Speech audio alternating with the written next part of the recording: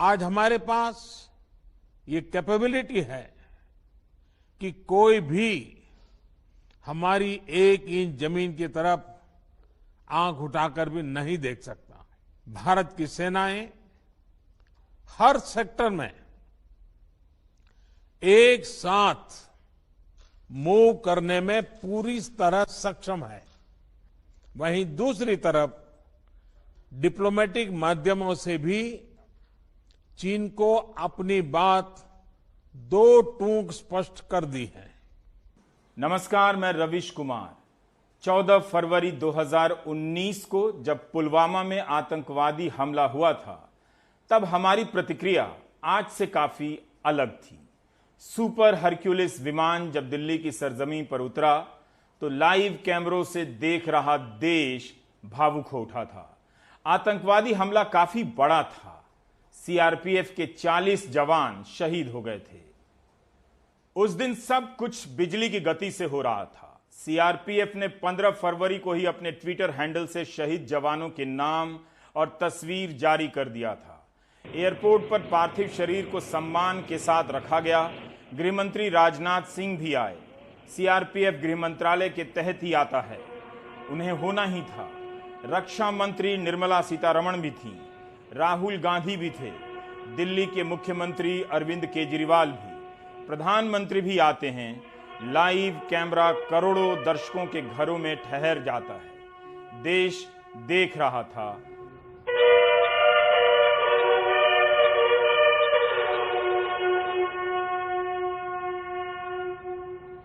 श्रद्धांजलि देने की यह परंपरा नई जैसी थी और सीमा पार संदेश भेज रही थी कि बहुत सहेलियां अब न सहेंगे, सीने भड़क उठे हैं। युद्ध की आशंका की जगह युद्ध का उत्साह फिजाओं में तैर रहा था। एक चुनाव था जो बीच में आ गया था, मगर चुनाव तो कभी भी आते जाते रहते हैं। देश देख रहा था।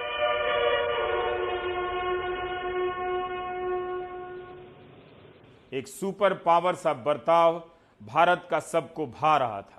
जवाब भी सर्जिकल स्ट्राइक के जरिए दिया गया और प्रधानमंत्री मेट्रो में यात्रा कर संदेश देते रहे कि सदमा तो लगा है मगर हौसला नहीं टूटा है।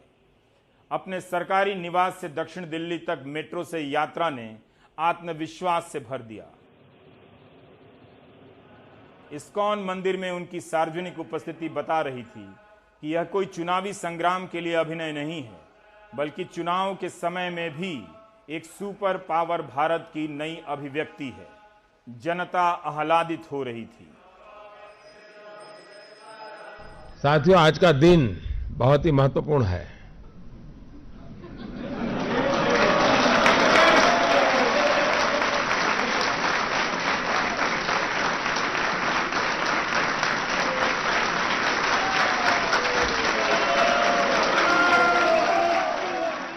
किस देश को कब और कैसे जवाब देना है, ये उसकी रणनीति का हिस्सा है, ये उसका अपना चुनाव हो सकता है।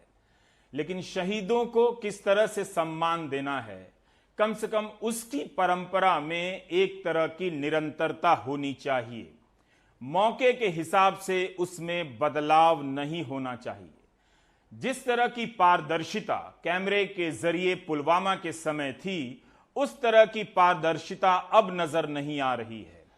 हो सकता है कि कोविड-19 एक कारण हो, लेकिन यह क्यों हो रहा है कि 15 जून की घटना के बाद भी कई दिन गुजर गए मगर आधिकारिक तौर पर तस्वीरें तक जारी नहीं की। पंजाब, तेलंगाना, ओडिशा, तमिलनाडु, हिमाचल प्रदेश, बंगाल, यूपी और बिहार के गांवों में शहीदों के पार्थिव शरीर को ले जाने से पहले दिल्ली लाकर श्रद्धांजलि दी जा सकती थी, या फिर लेह में ही राजनेता जाकर सलामी दे सकते थे, या फिर ऑनलाइन के जरिए सारे बड़े नेता सलामी दे सकते थे। इस वक्त भी शहीदों का अंतिम संस्कार राजकीय सम्मान से ही किया गया। लेकिन जिस तरह से चीन की सेना ने सैन्य परंपराओं और मर्यादाओं को कुचला है, उसका जिस बहादुरी से हमारे जवानों ने मुकाबला किया है, वे हकदार थे कि उन्हें भी पुलवामा की तरह सलामी मिलती। जंग से लौटते इन बहादुरों के प्रति भावनाओं में कोई कमी नहीं है, किसी की नीयत में सम्मान की भी कोई कमी नहीं है, मगर लाइव कैमरों के लिए उस इंतजाम की कमी जरूर दिखी जिसके होने से सारा देश और बेहतर तरीके से सबको अलविदा कह पाता। 19 फरवरी 2019 को सेना और सीआरपीएफ की संयुक्त प्रेस कॉन्फ्रेंस होती है। बताया जाता है कि 100 घंटे के भीतर सीमा पार जैश के ठिकाने नेस्तनाबूद कर दिए गए हैं। ये वाकई गौरव का क्षण था। Happy to inform the country that in less than 100 hours we eliminated the JEM leadership in the valley which was being handled by JEM from Pakistan. Anyone who has picked up gun in Kashmir will be eliminated unless he surrenders. Pulwama के वक्त बदला ही नहीं लिया जाता है, बल्कि हर बात बताई जाती है। गजब की पारदर्शिता थी उस वक्त।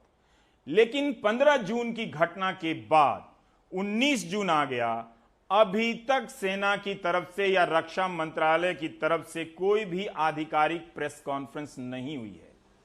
मीडिया के अलग अलग हिस्सों में आधिकारिक और गैर आधिकारिक सूचनाओं में काफी अंतर दिखाई देता है। सेना वही बात जो मीडिया के कई अखबारों में गैर आधिकारिक रूप से छप रही है, आधिकारिक रूप से क्यों नहीं कह सकती है? जो हिंदू अखबार का पहला पन्ना कह रहा है, दिनकर पेरी और सुहासिनी हैदर की बाईलाइन स्टोरी है। हेडिंग में ही साफ है कि चीन ने 10 सैनिकों को कब्जे में कर लिया था, उन्हें छोड़ दिया गया है, मगर इसकी सूचना तो आधिकारिक तौर पर नहीं दी गई। 18 जून की शाम सेना का यही बयान था कि चीन के कब्जे में कोई सैनिक नहीं है। 19 जून की सुबह खबर छपती है कि 10 सैनिक रिहा किए गए हैं। 10 सैनिक चीन के कब्जे में थे, ये बात नहीं बताई गई, कारण जो भी हो। लेकिन हैरानी होती है कि इस 10 में से एक कर्नल और 3 मेजर स्तर के अधिकारी थे। अब आप सोचिए, हिंदू अखबार के लाखों पाठक हैं, इस तरह से आबादी के एक हिस्से को पता है कि 3 मेजर और 1 कर्नल स्तर के अधिकारी चीन के कब्जे में थे, उन्हें छोड़ दिया गया या छुड़ा लिया गया। लेकिन हिंदी अखबार पढ़ने वाले करोड़ों पाठकों को इस बारे में पता ही नहीं। इसलिए मेरी चिंता इस बात को लेकर है कि आधिकारिक और गैर आधिकारिक डिटेल में इतना अंतर क्यों है।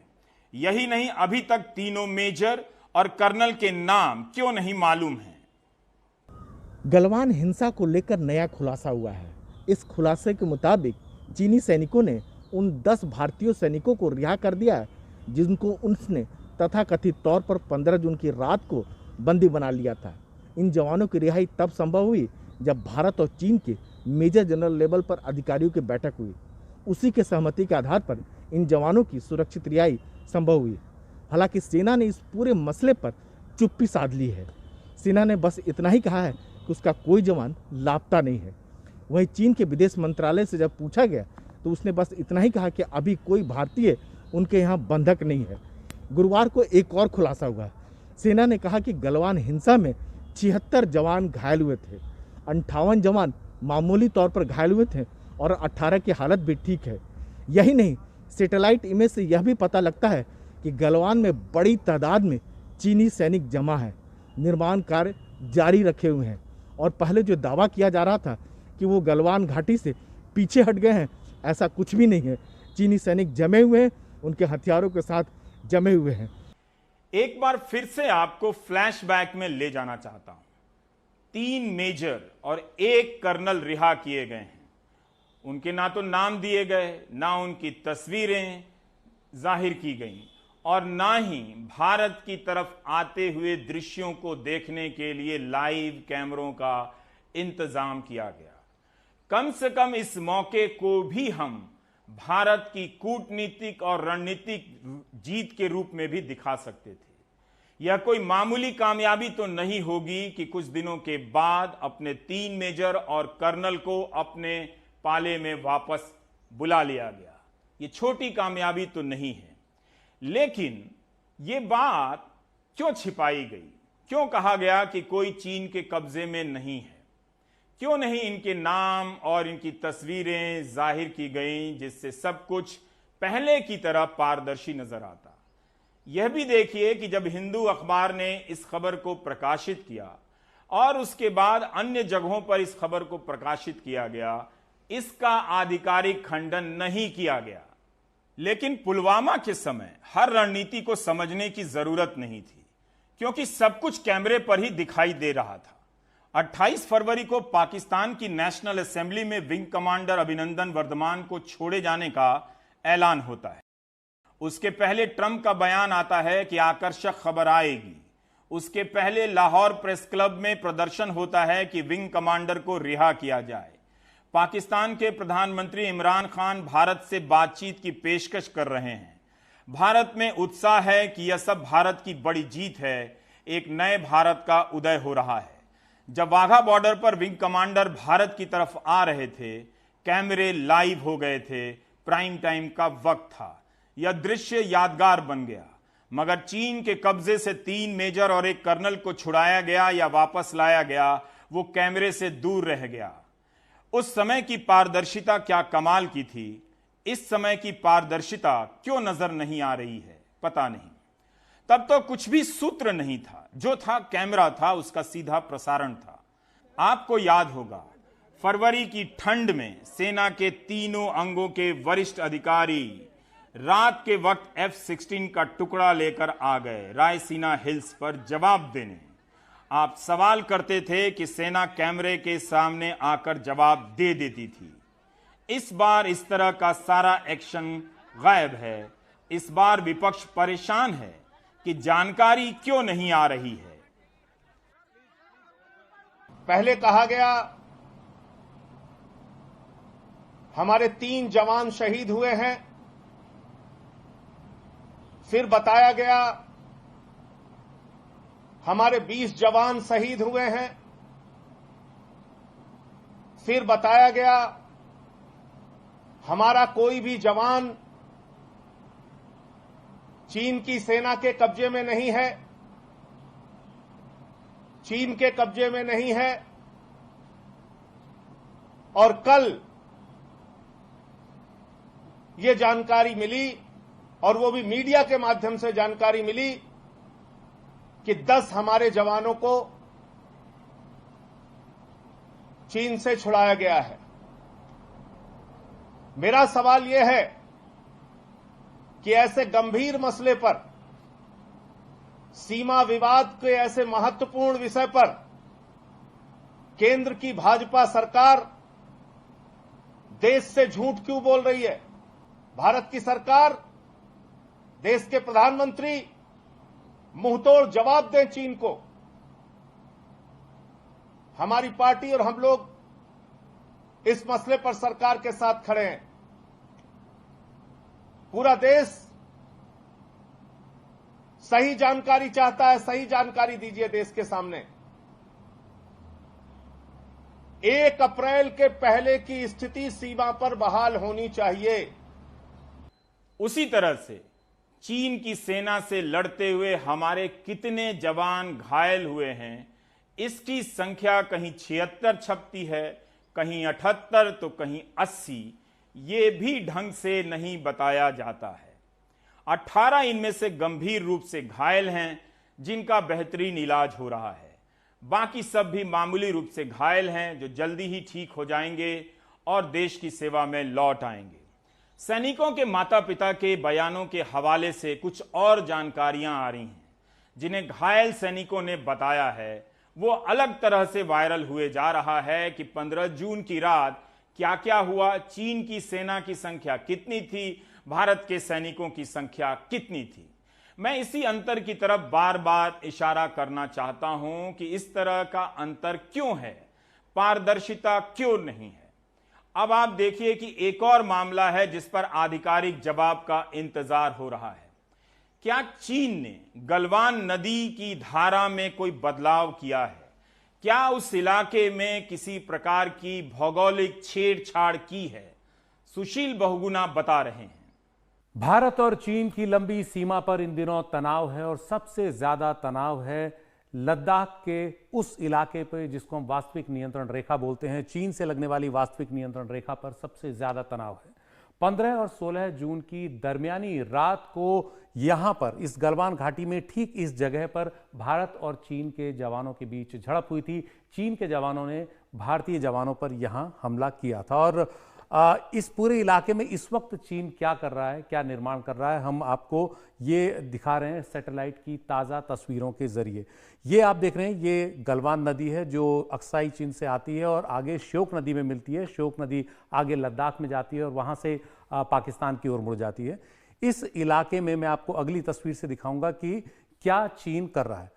ये गलवान नदी है, आप देख रहे हैं, ये गलवान नदी अक्साई चीन से होते हुए आगे श्योक में मिल रही है। यहां पर आपको इसका पानी बिल्कुल साफ नजर आएगा, लेकिन इस गलवान नदी में ये हैं चीनी बुलडोजर। ये चीनी बुलडोजर यहां क्या कर रहे हैं, क्या इस नदी का बहाव रोक रहे हैं, नदी में छेड़छाड़ कर रहे हैं, ये अभी देखा जाना बाकी है, लेकिन इनकी मौजूदगी काफी देखी गई।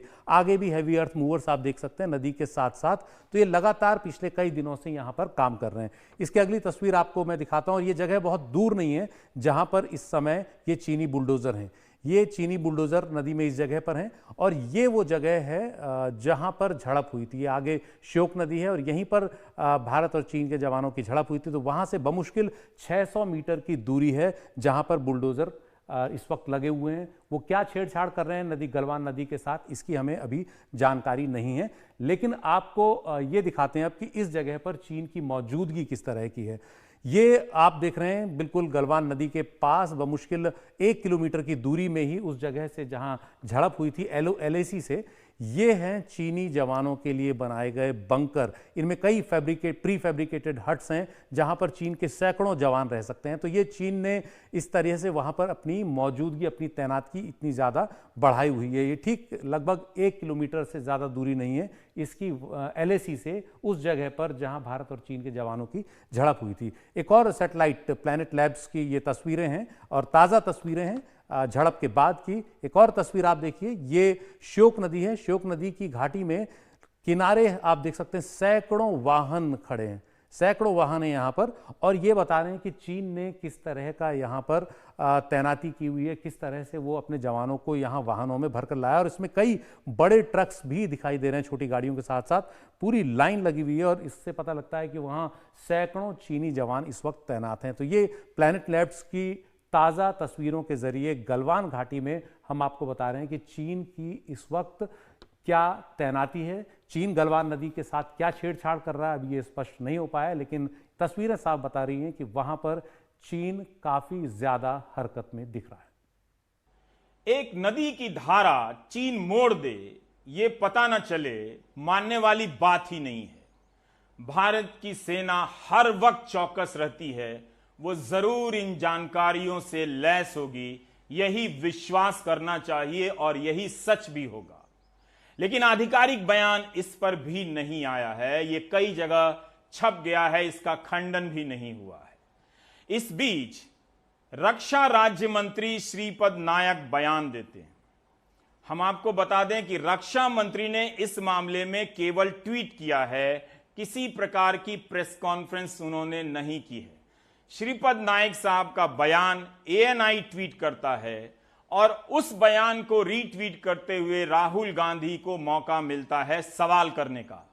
और राहुल अपने ट्वीट में लिखते हैं कि गलवान घाटी में चीन ने योजना बनाकर हमला किया। यह साफ हो गया, सरकार गहरी नींद में थी और समस्या से इनकार करती रही और इसकी कीमत चुकाई हमारे जवानों ने। अब आप सौरभ शुक्ल ने जिनसे बातचीत की है वो सुनिए। सौरभ ने मुख्य कार्यकारी परिषद जो लेह के हैं, ग्याल वांग्याल, इनसे बात की है। वांग्याल साहब ने सौरभ को बताया है कि 1 महीने से सीमावर्ती गांवों के सरपंचों से या पार्षदों से उनका संपर्क नहीं हो रहा है, सुरक्षा कारणों से नेटवर्क बंद कर दिया गया है। तो जाहिर है कि सीमा पर क्या हो रहा था, किस तरह की स्थितियां थी, इसका कुछ अंदाजा स्थानीय प्रशासन से जुड़े लोगों को रहा होगा। हम इस वक्त लद्दाख में मौजूद हैं और लगातार तनाव तो बना ही हुआ है भारत चीन के बीच, और जो तमाम बॉर्डर के गांव हैं वहां पर पिछले 1 महीने से संपर्क नहीं हो पा रहे क्योंकि टेलीकम्युनिकेशन लाइन है वो बंद है, इंटरनेट डेटा बंद है। हमारे साथ बॉर्डर के गांव से, उन इलाकों से 2 काउंसलर हैं जो कि यहाँ पर पहुंचे हैं। लगभग 300 किलोमीटर तय करके इन्होंने एक डेलीगेशन के साथ लाए हैं। इन्होंने एक लेटर भी लिखा है और कहा है कि सरकार से कि जो लाइन्स हैं वो चालू की जाए। इनसे ही जानते हैं कि क्या है वहाँ के हाल। सर, मेरा नाम गुरमीत दोरजे, मैं चुमूर ज़ीरो बॉर्डर का मैं काउंसलर हूँ सर। सबसे पहले तो मैं यही कहना चाहूँगा कि आज हमारे जो गांव में 20 दिन से ज़्यादा हमारा जो टेलीकम्युनिकेशन बिल्कुल ठप है। तो उसकी वजह से नंबर फर्स्ट टेलीकम्युनिकेशन, सेकेंडली जो ना ये कोविड-19 पैंडेमिक की वजह से लोग परेशान है। साथ ही साथ जो ना हमारा जो बॉर्डर के रहने वाले जो लोग जो ना 80-90% जो ना बिल्कुल नोमैडिक लाइफ स्टॉक पर डिपेंडेंट है, तो उस हिसाब से लोग थोड़ा परेशान है। साथ ही साथ जो ना हमारे जितने भी बॉर्डर के रहने वाले टेलीकम्युनिकेशन ना होने की वजह से, अभी पैंडेमिक की वजह से जो जितना भी स्टूडेंट है वहाँ पे जो एजुकेशन जो ना बिल्कुल मेरे ख्याल में सही तौर पे नहीं मिल पा रहा है। गांव वगैरह में क्या हाल है? लोग थोड़ा सा क्या घबराए हुए हैं? जो नोमैड्स हैं, जो चारावाह कहते हैं, वहाँ पर आपके जो लोग हैं वो अपने जो पशु हैं उनको चराने जाते हैं, तो क्या उनकी मूवमेंट को क्या रिस्ट्रिक्ट किया है? देखिए, हमारे जो नोमैड का ग्रेजिंग लाइन जो ना 100 किलोमीटर बाय 150 किलोमीटर जो ना गुंसाफू और तया पकनाक बोलता है, वहाँ बिल्कुल मेरे ख्याल में यहाँ से चुमुर के नीचे से जाने नहीं दे रहा है। तो उसकी वजह से नोमैड का जो ना वहाँ पे जो ना 3 महीने का ग्रेजिंग लाइन जो ना शॉर्ट हो रहा है। तो उस हिसाब से वहाँ उस एरिया में जो ना 70,000 से जो ना 1 लाख लाइफ स्टॉक जो ना वहाँ पे विंटर जो ग्रेजिंग के लिए जाते हैं वो शॉर्ट हुआ, तो लोग परेशान है। क्योंकि लद्दाख में सबसे जो इंडिया लेवल पे सबसे फेमस पश्मीना वूल फाइबर बोले वो उस एरिया से निकलता है। सर, मेरा नाम तुफ्तान आचुक है, मैं नुमा कंस्टिट्यूंसी का काउंसलर हूँ। तो मेरे कंस्टिट्यूंसी के अंदर में भी तो देमचौक जो मेन जो ज़ीरो बॉर्डर है, हनले जुरसर है, फिर सागा है, तो सारे last village to the border वहाँ पे कॉन्स्टिट्यूंसी है। जी। सर, क्या हालात हैं वहाँ तो पर अभी तो हालात तो ऐसा गलबन जैसा तो नहीं है, तो फिर भी हम सारे थोड़ा एक्टिव रहना चाहिए, वो बहुत ज़रूरी है। गलवन इतना अभी तक ले गया, अभी वो पीछे नहीं हट रहा है। इसके मतलब है ये गलवन से सुधार होने के बाद धीरे धीरे हमारा बॉर्डर में भी देमचौक, कुयूल, सागा, हनले जैसे में कब्जा करने का चांसेस है। 1 महीने से वहाँ टेलीकम्युनिकेशन नहीं है, आप लोग क्या मांग कर रहे हैं अथॉरिटी से? सर, टेलीकम्युनिकेशन का आजकल है ना 21st सेंचुरी है। मैं इस पेंडेमिक और इस क्राइसिस की बात नहीं कर रहा हूँ। हमेशा हमारा टेलीकम्युनिकेशन तो हमारा बॉर्डर के लिए बहुत ज़रूरी है। टेलीकम्युनिकेशन तो हमारा बेसिक जो चीज़ है। तो मैं ये समझता हूँ कि रीजनली कट ऑफ हो गया सारे ईस्टर्न लद्दाख का। मैं ये समझता हूँ कि from the source this is the security reason. मैं समझता हूँ सिक्योरिटी रीजन हम सब साथ देना चाहिए। आज तक साथ देते आया, आइंदा भी साथ देगी। पुलवामा की घटना होती है 14 फरवरी को।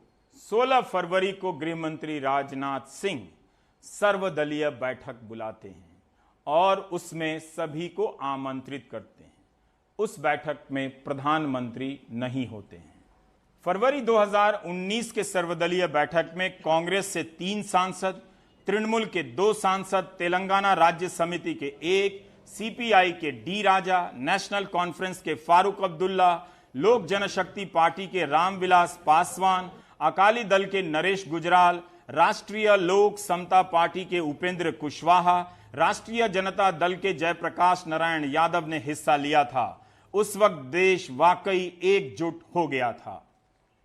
गलवान घाटी में हुई झड़प के बाद भी सर्वदलीय बैठक बुलाई गई। इस बार बैठक गृह मंत्री ने नहीं, प्रधानमंत्री ने बुलाई है और आमंत्रित करने का न्योता गृह मंत्री ने नहीं बल्कि रक्षा मंत्री राजनाथ सिंह ने दी है। और इस बैठक में कौन आएगा, इसके लिए कुछ शर्तें निर्धारित की गई हैं।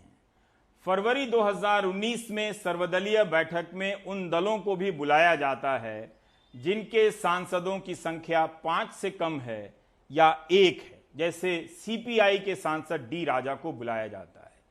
लेकिन जून 2020 19 जून को जो सर्वदलीय बैठक होती है उसमें उन्हीं को बुलाया जाता है जिनके सांसदों की संख्या राज्यसभा और लोकसभा में 5 से अधिक हो, जिनके सांसदों की संख्या 5 है या उससे कम है, उन्हें आमंत्रित नहीं किया जाता है।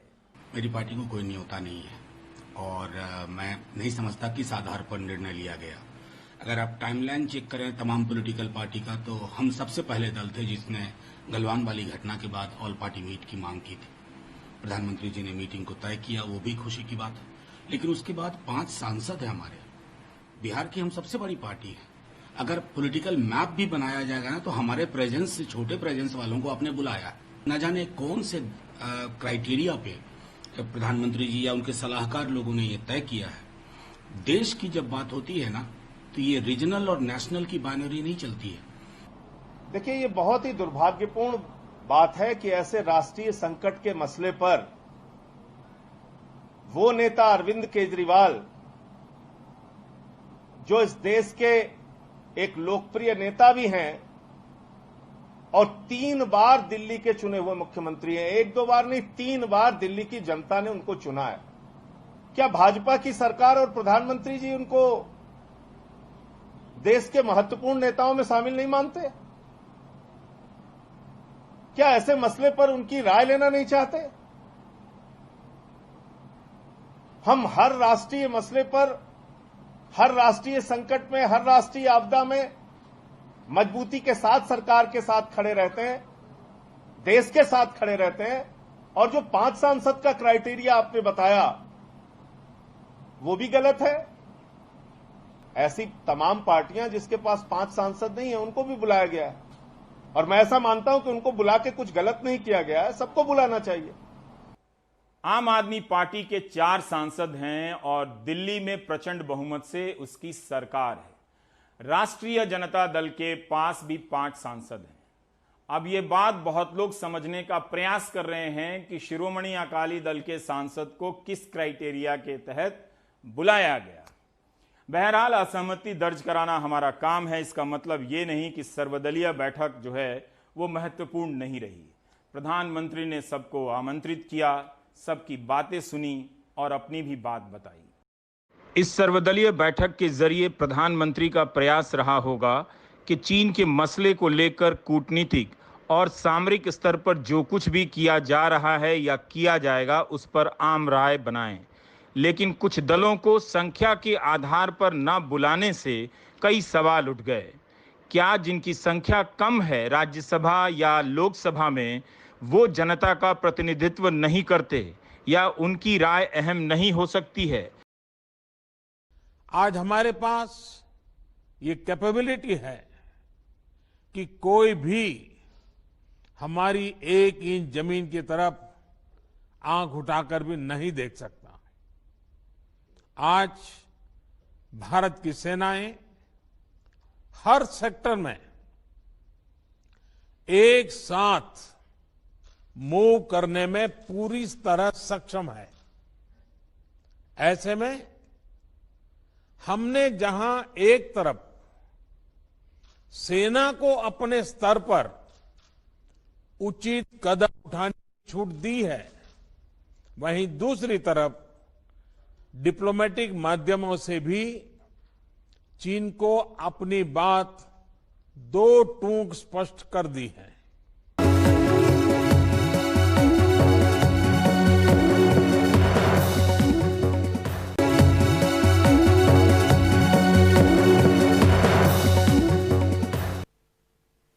Scroll.in एक वेबसाइट है। इसकी संपादक हैं सुप्रिया शर्मा। उन्होंने बनारस से एक रिपोर्ट फाइल की। सुप्रिया ने उस गांव से रिपोर्ट फाइल की जिसे प्रधानमंत्री ने गोद लिया है। वहां के लोगों ने अनाज की कमी की शिकायत की थी। क्या यह बहुत बड़ी बात है जिससे कोई आहत हो गया? सुप्रिया के खिलाफ एफआईआर कर दी गई है। यही नहीं, इंडियन पिनल कोड के अलावा उन पर SC/ST एक्ट भी लगा दिया गया है। यूपी पुलिस ने पत्रकार और Scroll.in की संपादक सुप्रिया शर्मा के खिलाफ एफआईआर दर्ज की है। पत्रकारों और मीडिया वॉचडॉग संस्थानों ने इस पर नाराजगी जताई है। Global press freedom watchdog the committee to protect journalists का कहना है कि प्रधानमंत्री के संसदीय क्षेत्र पर खबर को लेकर एक पत्रकार के खिलाफ आपराधिक जांच शुरू करना सीधे धमकी जैसा है और ये पूरे देश में पत्रकारों को डराने वाला संदेश देना है। एक और press freedom body reports without border का कहना है कि एफआईआर भारत के पत्रकार को डराने की कोशिश है। सुप्रीम कोर्ट के पूर्व जज मदन लोकुर ने एनडीटीवी से कहा है कि एफआईआर दुर्भाग्यपूर्ण है। प्रेस की आज़ादी, अभिव्यक्ति की स्वतंत्रता खतरे में है। वहीं वरिष्ठ पत्रकार नीलांजना रॉय ने ट्वीट किया है कि न्यू इंडिया में कुछ भी हो सकता है। पत्रकार जो फेक न्यूज़ स्टूडियो में फैलाते हैं, कोई समस्या नहीं। पत्रकार जो ग्राउंड पर काम करते हैं और पीएम के क्षेत्र से रिपोर्ट करने की हिम्मत रखते हैं, कड़ी निंदा और एफआईआर। वरिष्ठ पत्रकार मृणाल पांडे ने ट्वीट किया है कि सुप्रिया शर्मा सरीखी, प्रखर और ईमानदार पत्रकार पर ऐसी कार्रवाई होना साफ सुथरी पत्रकारिता और अभिव्यक्ति की आज़ादी के सभी पक्षधरों के लिए बहुत अफसोस और चिंता का विषय है। सुप्रिया शर्मा ने वाराणसी में प्रधानमंत्री के गोद लिए गांव पर स्टोरी की। उस खबर में लोग खाने की कमी की शिकायत कर रहे हैं। एफआईआर डोमरी गांव की माला देवी की शिकायत पर हुई, जिनके बारे में रिपोर्ट में बताया गया कि वो और उनके परिवार को खाने के लिए संघर्ष करना पड़ा। मेरी जाति के, मेरी गरीबी के हर चीज़ को मजाक बना दी। मेरी तस्वीरें हर नेट पर जहाँ जाती हूँ लोग देखते हैं, माला आप हैं, जी भैया मैं ही हूँ। आपके एक बारे में ये सब लिखी पढ़ी है नहीं हमें, मैं अरपा गंवार हूँ। वो लोग पढ़ हम लोग को सुना रहे हैं, उसको मेरे हर चीज़ को मजाक बना दी। कोई अधिकारी आया था ये रिपोर्ट छपने के बाद? हाँ आए थे। हाँ। तो क्या बोले? वो कहा बेटा कोई बन जाएगा, चिंता मत कर, कोई घबराने वाली बात नहीं है। वहीं माला देवी के अलावा कुछ दूसरे ग्रामीणों ने भी इस बात की तस्दीक दी है कि राशन कार्ड नहीं बना है। तो कैसे आजीविका आप लोग की चलती है? लॉकडाउन में कैसे आजीविका आप लोग की चलती है? चलता है ऐसे काम धंधा, मजदूरी उजूरी करते हैं। हमारे पास तो नौकरी वोकरी है नहीं, ना हमारे पति के पास है, वो तो प्राइवेट नौकरी करते हैं, लेकिन फिर भी खर्चा चलता है हम लोगों का। तो लॉकडाउन में कोई सहायता वहायता मिला आप लोगों को? हाँ, जो भी सहायता आया था मिला था। वो जो शिकायत की तो जो झूठा क्लिप छापी थी उसी के लिए शिकायत हुआ था। आप वहाँ मौजूद थे जब महिला पत्रकार आई थी? जी हाँ, वहाँ पर हम मौजूद थे। क्या क्या पूछी थी वो? यही पूछी थी, लॉकडाउन के लिए ही विषय में पूछी थी। तो लॉकडाउन के लिए विषय मेरी मम्मी बताई तो मुझे कोई दिक्कत नहीं है, कोई परेशानी नहीं है। तो मेरी मम्मी फिर पूछी राशन कार्ड के लिए विषय मम्मी बताई हमको, उनको बताई हैं। तो बस यही कुल बात हुआ। फिर क्या लिखी क्या नहीं लिखी ये हम लोग उसके देखे नहीं। बनारस में पुलिस ने पत्रकार पे जो धाराएं लगाई हैं उसमें SC/ST एक्ट की धाराएं भी हैं जो नॉन बेलेबल होती हैं, साथ में डेफेमेशन की धारा लगी है। लेकिन एक धारा जो लगी है जो काफ़ी दिलचस्प है वो है IPC की सेक्शन 269, जो किसी आदमी पे ये आरोप लगाती है कि वो आदमी किसी डिजीज़ को स्प्रेड करने की कोशिश कर रहा है और ये किसी की जान का नुकसान कर सकता है। वहीं अपने बयान में स्क्रोल ने कहा है कि वो अपनी स्टोरी पर कायम हैं और एफआईआर स्वतंत्र पत्रकारिता को चुप कराने की कोशिश है। वाराणसी से अजय सिंह के साथ आलोक पांडे की report, NDTV India. Supriya Sharma कैसी पत्रकार रही हैं, आप खुद उनका मूल्यांकन कर सकते हैं। आप scroll.in पर जाकर उनके द्वारा फाइल की गई ये वाली और तमाम पुरानी रिपोर्ट को पढ़ सकते हैं। आपको पता चलेगा कि अभी भी कुछ लोग हैं जो पत्रकारिता को बहुत मेहनत से और बहुत सावधानी से इसका धर्म निभा रहे हैं। लेकिन इस तरह से एफआईआर के जरिए ऐसे पत्रकारों को दबोचा जा रहा है जो लगातार सवाल कर रहे हैं। यह काम सबसे आसान होना चाहिए था किसी भी लोकतंत्र में। यह काम इतना मुश्किल हो गया है कि अब पत्रकारों को या तो वकील लेकर चलना पड़ेगा या वकीलों को ही पत्रकार बना देना पड़ेगा, खासकर वैसे वकील जो जमानत लेने में माहिर हों, हाजिर जवाब हों। इसके अलावा इस खत्म होते पेशे को बचाने का दूसरा रास्ता क्या हो सकता है? कम से कम आप लोगों की सजगता, जागरूकता इस खत्म होते पेशे की रफ्तार को रोक सकती है। वो तो आप अपने प्रश्नों के जरिए कर सकते हैं। एडिटर्स गिल्ड ने 24 मार्च के बाद कई बार बयान जारी किया है और नोट किया है कि जब से कोविड-19 का मामला आया है, खबरों को लिखने के मामले में, ऐसी खबरों को लिखने के मामले में कई पत्रकारों पर मुकदमे कर दिए गए हैं। सुप्रिया शर्मा पर जो केस हुआ है वो मोदी सरकार की 2014 से चल रही जर्नलिस्ट के प्रति डिसमिसिवनेस को बहुत ही अच्छी तरीके से दिखा रहा है। मैं ये बताना चाहूँगी कि जब लॉकडाउन हो रहा था 24 मार्च को, उसके कुछ ही घंटे पहले प्राइम मिनिस्टर मोदी ने बहुत सारे मीडिया मालिकों के साथ एक वीडियो कॉन्फ्रेंसिंग करी थी और कहा था, ये अपील करी थी कि पॉजिटिव स्टोरीज दिखाई जाए और ये भी कहा था कि आप सरकार और लोगों के बीच में एक लिंक की तरह काम करें और बहुत सारे मीडिया मालिकों ने इसके लिए हामी भी भरी थी। मगर मैं ये कहना चाहती हूँ कि मीडिया का रोल पॉजिटिव स्टोरीज करना नहीं है। मीडिया का काम है कि दिखाएं कहाँ पर कमी है और उस कमी को कैसे सरकार पूर्ति करे। एक रिपोर्ट अभी आई है कि 25 मार्च से लेके अभी तक 55 जर्नलिस्ट पर या तो किसी न किसी तरीके से अटैक हो चुका है या फिर उनके ऊपर किसी न किसी तरीके की FIR लगाई गई है। उसमें बहुत सारे एक्ट्स इन्वोक किए गए हैं, जैसे डिजास्टर मैनेजमेंट एक्ट, चाहे एपिडेमिक्स डिजीज एक्ट या फिर कई केसेस में, कश्मीर के केसेस में अनलॉफुल एक्टिविटीज प्रिवेंशन एक्ट, जो कि बहुत ही एक ड्रैकोनियन कानून है जिसके अराउंड डिबेट चल रही है। मैं ये कहना चाहती हूँ कि ऐसा नहीं है कि 2014 के पहले और बाकी सरकारों में जर्नलिस्ट के ऊपर केसेस नहीं लगाए जाते थे, मगर मोदी सरकार में पिछले 6 साल में ये नया चीज़ हुई है कि वो एक क्रिमिनल केस भी लगाते हैं लोगों पर।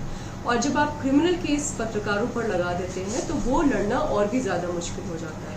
और पैंडेमिक के टाइम पे, जब लॉकडाउन के टाइम पे कोर्ट्स नहीं चल रहे हैं, वर्चुअल कोर्ट्स में सिर्फ कुछ ही केसेस जा पा रहे हैं, आप जब क्रिमिनल केस लगाते हैं तो ना तो पत्रकार को कोई बेल लेने की सुविधा मिल पाती है, ना ही वो अपने पसंद का वकील ढूंढ पाता है, ना ही हायर कोर्ट में जाकर अपील कर पा रहा है, क्योंकि सब जगह अभी भी पूरी तरीके से सारी चीज़ें खुली नहीं। इन केसेस में आप ये भी देखेंगे कि ऐसा कोई बहुत बड़ी रिपोर्टिंग, बहुत बड़ा खुलासा नहीं हो रहा है, बहुत ही बेसिक रिपोर्टिंग जो एक पत्रकार को करनी चाहिए कि इस अस्पताल में ये PPE नहीं आया है, प्रवासी मजदूर को खाना नहीं मिल रहा है, इस जगह पे ये कमी है। बहुत ही बेसिक जगह को, चीज़ों को दिखाया जा रहा है और उसको सरकार क्रिमिनलाइज कर रही है पिछले 6 सालों से, और एक ये स्वस्थ लोकतांत्रिक प्रक्रिया को एकदम खत्म किया जा रहा है और इसके लिए हमें बहुत ही चौकन्ना रहने की जरूरत है।